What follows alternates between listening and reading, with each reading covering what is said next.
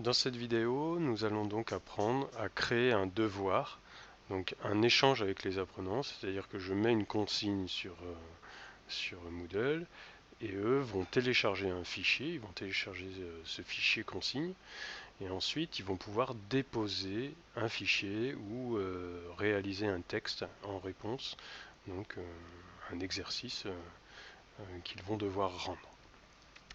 Donc je me positionne dans mon cours. Vous pouvez voir ici, j'ai cliqué d'ailleurs sur cours tout à l'heure et vu que j'ai ouvert la fenêtre, le petit point est devenu vert. Donc les apprenants, ça va être pareil en fait, à chaque fois qu'ils vont avoir lu un élément, ils vont l'avoir en vert comme ça. S'ils ne l'ont pas lu, ça sera un point blanc.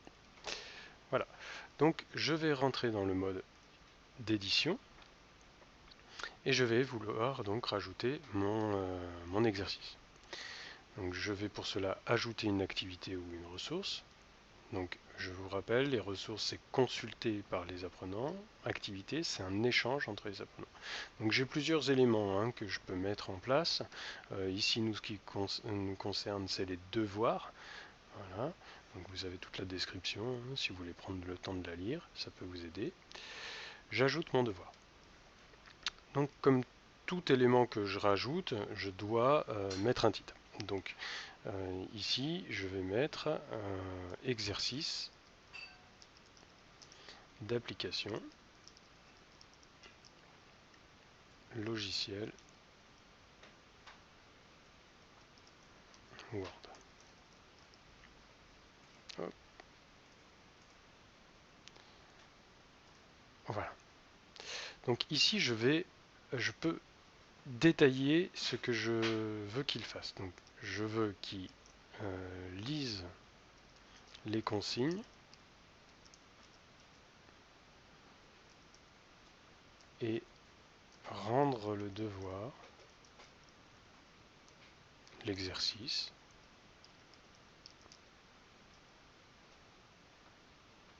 pour le lundi, par exemple, je sais pas, 15 mars. Non, c'est passé. 25 mars. Je ne sais pas si c'est la date exacte, mais bon, pour l'instant, ce n'est pas grave, c'est un exemple. Voilà. Ce devoir sera noté sur 5 points, etc. Voilà. Est-ce que je veux afficher ou pas? Voilà, c'est moi qui décide. Moi, je décide de l'afficher. Et je vais donc déposer mon fichier. Donc mon fichier exercice, c'est ma consigne. Donc l'objectif, c'est soit de mettre un Word sur lequel ils peuvent écrire, et dans ce cas-là, ils nous rendront la consigne avec le Word, ça peut être, enfin avec l'exercice à la suite, ou sinon ça peut être un PDF. Voilà. Donc moi, je vais choisir donc un fichier Word.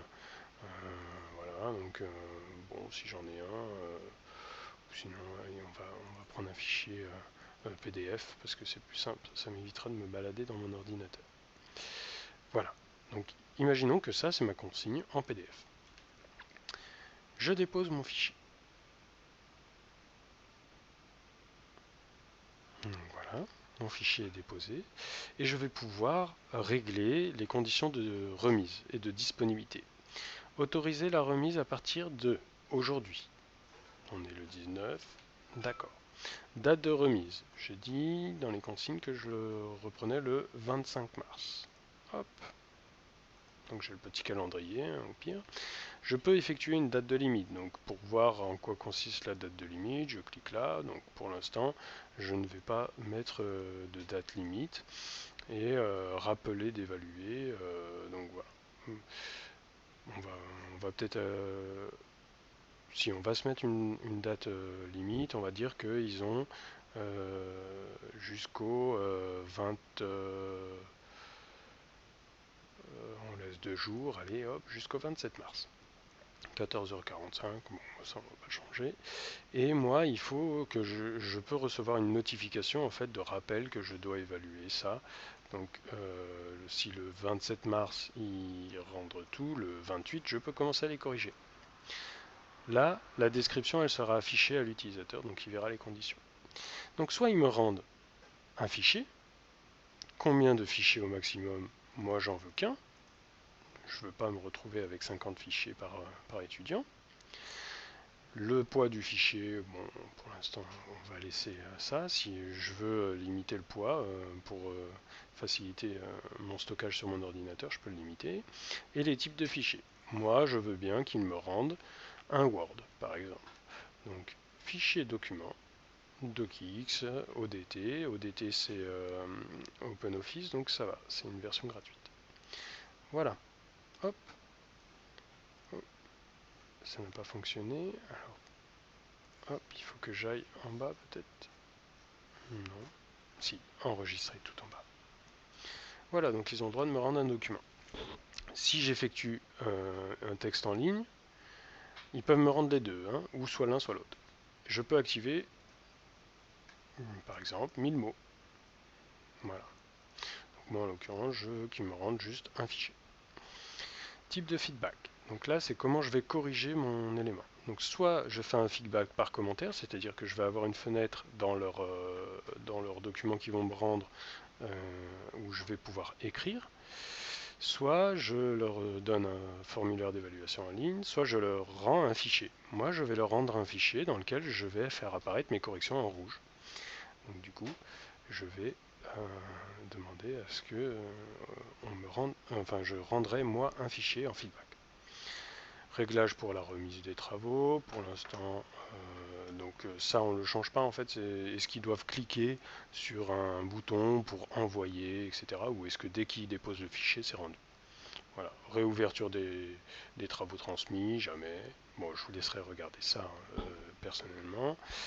Ensuite, les réglages de remise de groupe, ça c'est pour les travaux en groupe. Les notifications, bah, c'est ce que je veux être informé à chaque fois que quelqu'un remet un document ou pas. Est-ce que, tiens là ça c'est intéressant, les évaluateurs, ça m'informe s'il y a un travail en retard. Les réglages, notifier les étudiants, donc là ils vont avoir une notification comme quoi j'ai déposé un devoir à rendre. La note, est-ce que je mets une note? Donc je peux régler les critères de notation. Moi je ne vais pas mettre de note. Ah si, j'ai dit que je mettais sur 5 points. Hop. Donc je vais pouvoir mettre une note directement. Et ils auront leur note dès que je vais la rentrer moi. Voilà, évaluation simple directe. Voilà, évaluation à l'aveugle, c'est-à-dire que je ne vois pas qui a rendu quoi. Voilà, donc il y a plein de petites fonctionnalités sympas. Les réglages courants, ici, on ne va pas toucher. Restreindre l'accès, on ne va pas le toucher. Et par contre, dans l'achèvement, ici, la particularité de devoir, c'est qu'on va pouvoir afficher avec plusieurs conditions. Donc toujours quand les conditions sont remplies, et regarder les conditions qu'ils me proposent. Donc les étudiants doivent afficher cette activité pour la terminer, et le participant doit remettre quelque chose pour terminer cette activité. Donc là, c'est intéressant. Tant qu'il n'a pas rempli ces deux conditions, il n'a pas fini l'activité. Ensuite, je peux aussi dire que mon achèvement est attendu le... Et dans ce cas-là, je reprends la même date à la limite que la date de remise, le 25. Si je veux leur laisser un peu de délai, je peux leur demander le 24. Donc, moi je vais mettre le 25. Voilà. Et j'enregistre et je reviens au cours. Voilà, j'ai créé un exercice, ici, où il télécharge le fichier, etc. Et donc, quand je quitte le mode édition, je vois ce que l'apprenant va voir.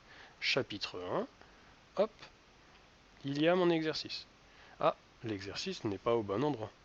Donc je vais devoir le déplacer. Je réactive le mode édition, je clique sur la flèche et je déplace à l'endroit où je veux. Ah, il n'est pas passé au bon endroit. Voilà. Donc il faut obligatoirement dans un cours, pour avoir la preuve que l'apprenant a effectué le cours, qu'il y ait un exercice à faire par rapport à un cours théorique. Voilà, ça c'est demandé par l'administration. Et ça nous permet à nous d'être sûr aussi que l'apprenant a bien lu le cours et compris le cours. Voilà.